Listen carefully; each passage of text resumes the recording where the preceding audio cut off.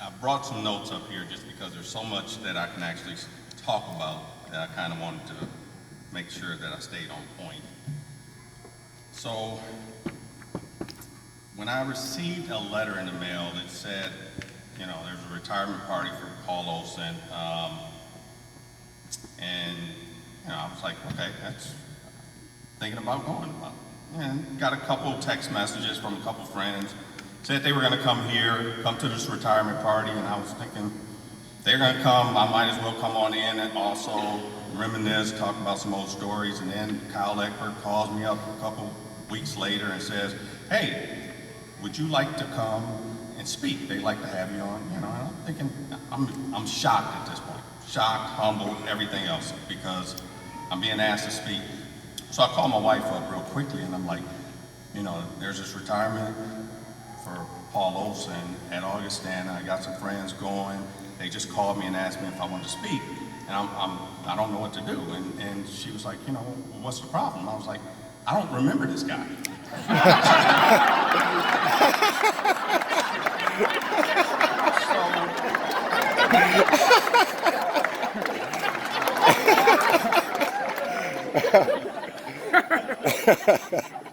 Those words have never been spoken.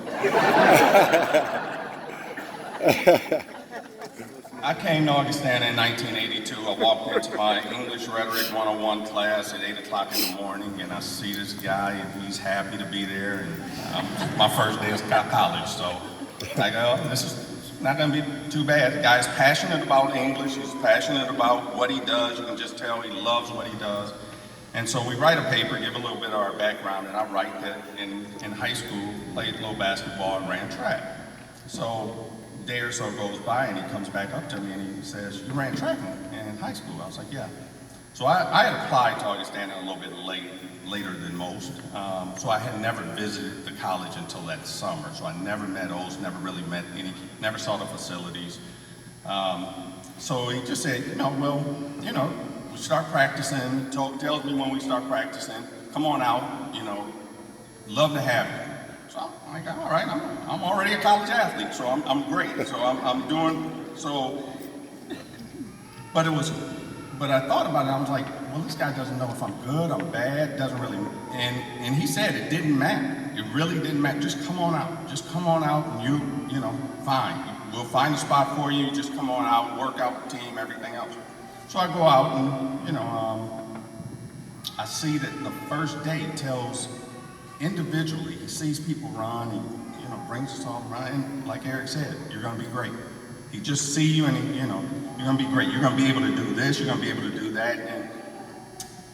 And I had come from a place where I didn't really get that kind of reinforcement from a coach. You know, he put us out there, we did fine, you guys did great, that's all, but never told me where my potential was.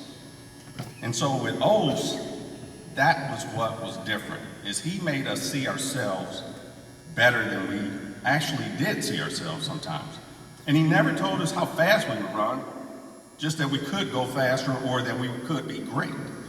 And great was generic. I mean, you know, we really didn't know what that meant. So, but the one thing he did instill in us was, he's gonna give you this confidence, but it's never gonna be this Pollyanna optimism, where you could, you know, you could never run a 9.3 if the fastest time you ever ran was a 12 flat.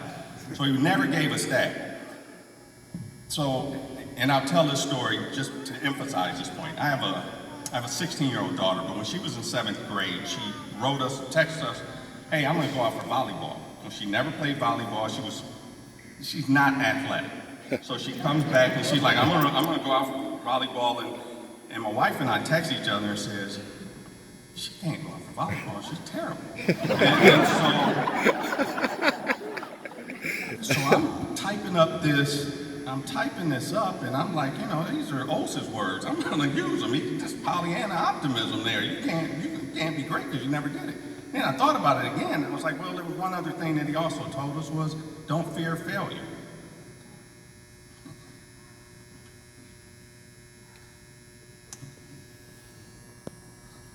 She did. My daughter came back from school that day. There's 4 teams on the 7th grade. There's an A1, A2, B1, B2. She said, Dad, I'm the manager on the B2 team.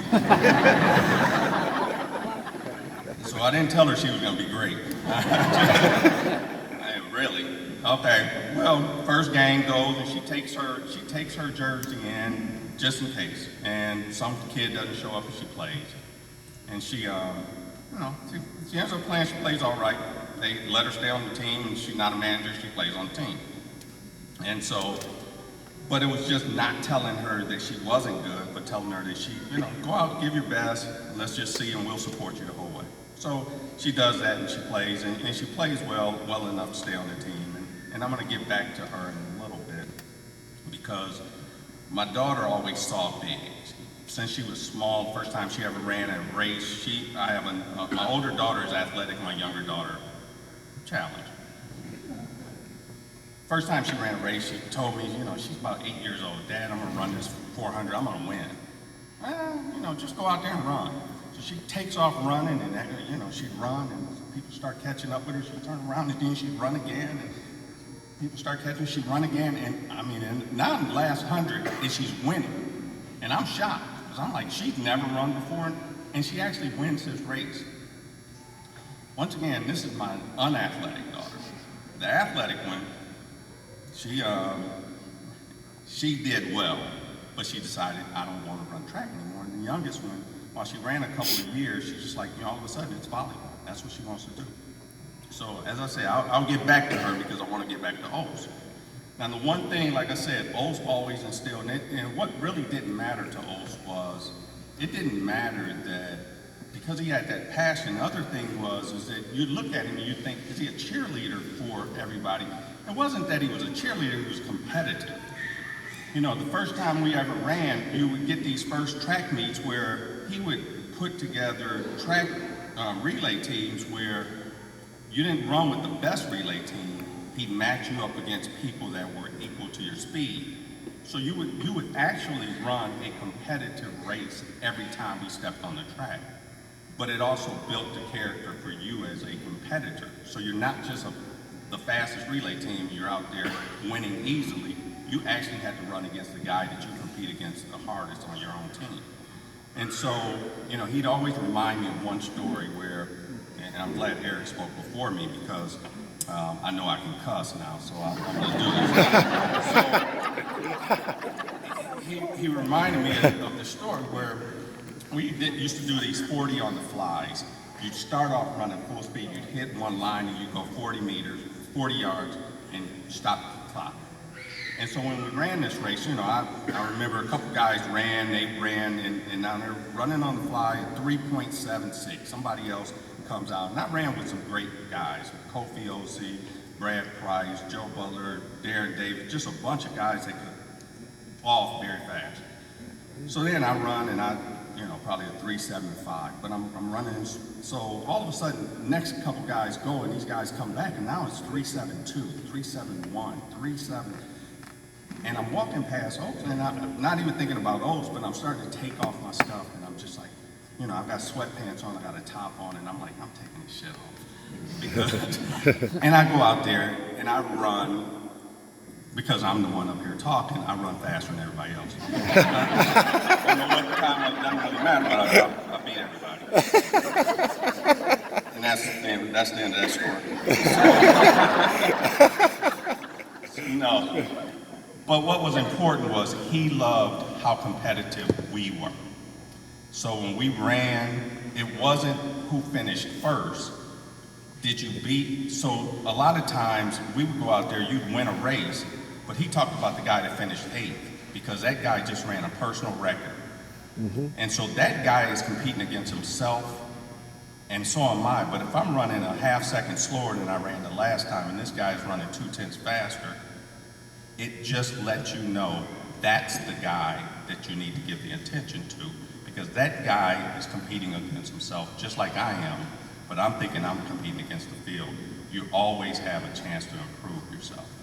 And he taught me that because it's easy to just sit back and just say it's easy to win in some races where you can be ahead of the group, but did you improve yourself? And so those guys that were finished 6th, 7th, 8th, that nobody was thinking about initially when we saw the race, those were the guys that got the attention when we got to the locker room. And they should have gotten the attention. Lastly, what Os was more than anything was a champion of people. When I went to that class, like I said, it didn't matter how fast I could run. He just knew if I wanted to run, I could run on his team. He always told the story when we were in African American literature class about the professor that he went to who told him that, writings of Richard Wright, that wasn't really literature because those were written by African American authors. But what he showed was, as a champion of people, to thousands and thousands of people that walked through the doors of Augustana, he opened up some minds to a whole new world. Experiences that you don't get at every school because people don't teach with the passion that he taught. People don't open you up to new endeavors that you never really came across. And he would tell you, he could teach African American literature just like I could teach Shakespeare because he had studied it, he had a passion for it, and he knew what he was talking about. He couldn't give them the same experiences as the writers, but he can interpret those experiences for those of us that came along. So to that I give him, all of the thank yous. Give back to my daughter. She's now in 10th grade. She's got about 30 colleges following her. And because of that, and it's just because we gave her the assurances that she could be better, that right now, in a year, in 2 years, as a sophomore in high school right now, her accomplishments are better than any accomplishment I had. Because I did it just based on sometimes just talent of not necessarily the effort that she put in. She came back in 7th grade, researched everything we needed to do to find where she needed to go, to do camps, to do everything else. And today, she's living proof that you can be great. You can start off good, but you can be great. Thank you all.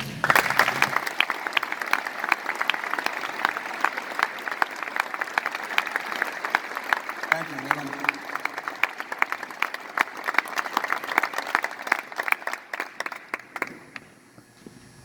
As Leland